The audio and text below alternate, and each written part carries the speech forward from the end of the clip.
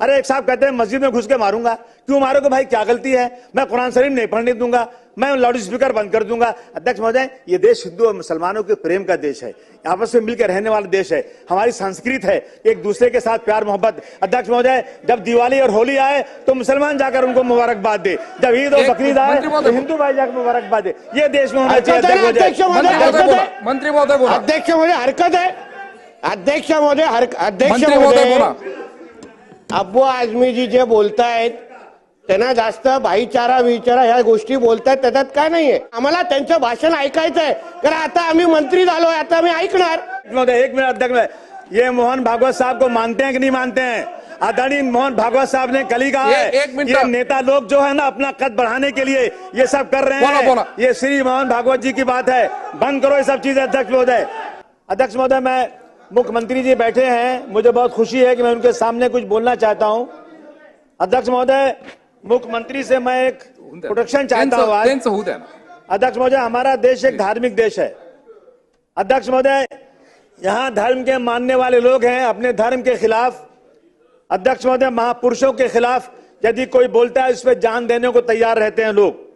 अध्यक्ष महोदय, अगर भीमराव अंबेडकर साहब, जिनको लोग भगवान मानते हैं, कई जगह उनको पूजते हैं, अध्यक्ष महोदय, अगर उनके खिलाफ कोई बात होती है तो लोग सड़क पर उतरते हैं, लोग सड़कों पर उतरते हैं, लोग मारे जाते हैं, कई लोग जेल में जाते हैं, कई लोगों की मौत हो जाती है। अध्यक्ष महोदय, अभी परभनी का वाकया सबके सामने है। अध्यक्ष महोदय, अध्यक्ष महोदय, शायद 2021 में जेम्स लेन ने एक किताब लिखा था किसी के खिलाफ अपमानित, मैं कुछ ज्यादा बात करना नहीं चाहता हूं, लेकिन अध्यक्ष महोदय, जब जेम्स लेन की किताब आई तो लोगों को बहुत क्रोध आया, लोगों ने जाकर पुणे में उस लाइब्रेरी को जला दिया, क्योंकि ये अपमान हम किसी महापुरुषों का बर्दाश्त नहीं कर सकते।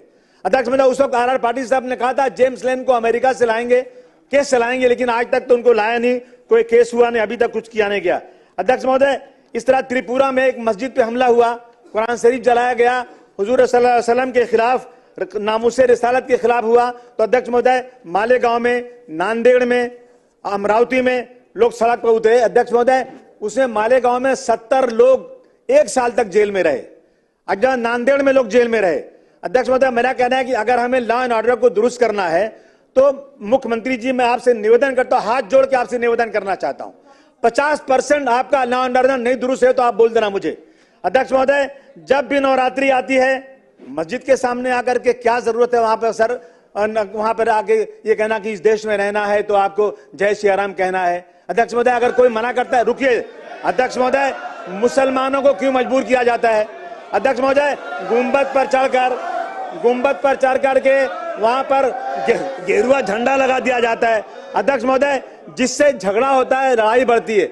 अध्यक्ष महोदय, अगर इस तरह की चीजें देश में चलेंगी तो लॉ एंड ऑर्डर कैसे दुरुस्त होगा? मैं अध्यक्ष महोदय, विशालगढ़ में मस्जिद के ऊपर चढ़कर गुंबद पे हथौड़ा मारा गया, सबने अपनी आंखों से देखा।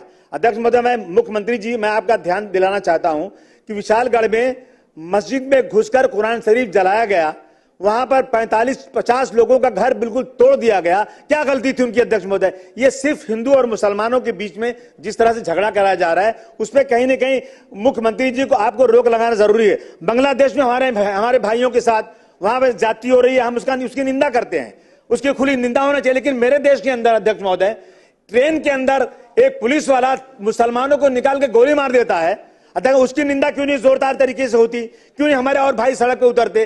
अध्यक्ष महोदय, एक टीचर एक बच्चे को खड़ा करती है और दूसरे बच्चों से कहती इसको मारो, क्यों मारो? कि ये मुसलमान है, बच्चा रोता है। अध्यक्ष महोदय, मैं आपसे आज एक आपसे गुजारिश करना चाहता हूं। अध्यक्ष महोदय, अभी यहाँ पर बुल्डाना में धाड़ जगह पे टीपू सुल्तान की जयंती परमिशन के साथ मनाई गई, परमिशन मिला, और उसके बाद किसी ने पटाखा फोड़ा।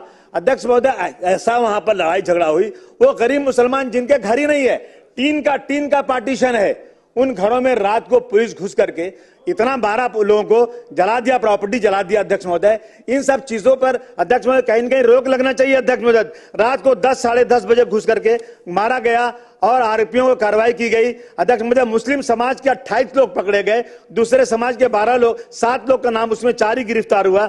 अध्यक्ष महोदय, मेरा कहना है कि इन चीजों को कहीं न कहीं अध्यक्ष महोदय रोकना चाहिए। अगर आपको वाकई इस महाराष्ट्र के अंदर लॉ एंड ऑर्डर दुरुस्त करना है, आप देख लीजिए इन वजह से कितने झगड़े बढ़ते रहते हैं। आप एक बार एक कानून बना दीजिए।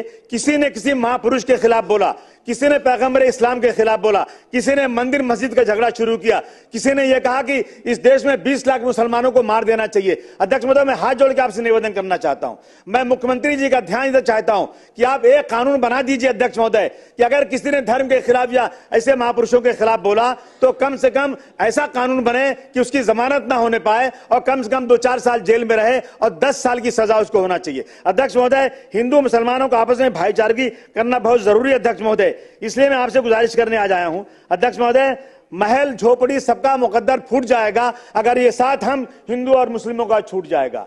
दुआ कीजिए कि हमें प्यार के रिश्ते रहे कायम। अगर ये रिश्ते टूट जाएंगे मुख्यमंत्री जी, भारत टूट जाएगा। मेरा आपसे निवेदन है, आप आज एक वादा कर दीजिए कि आप एक ऐसा लॉ बनाएंगे, ऐसा कानून बनाएंगे जो धर्म के खिलाफ लड़ाई करने वालों को बहुत सख्त सजा मिलेगी। मैं आपको यकीन दिलाता हूं महाराष्ट्र का 50% लॉ एंड ऑर्डर दुरुस्त हो जाएगा। यह गुंडागर्दी खत्म होना चाहिए।